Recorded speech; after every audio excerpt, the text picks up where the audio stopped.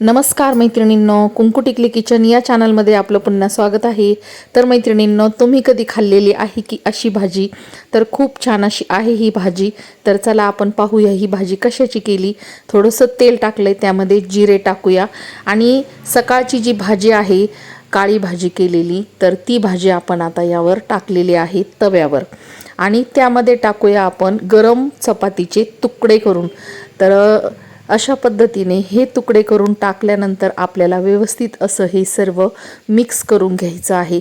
तर जुन्या ज्या बायका होत्या ना, आमची आजी, आमच्या काक्या, तर अशी भाजी करून याबरोबर 2-2 भाकरी खात असत सासूरवासनी।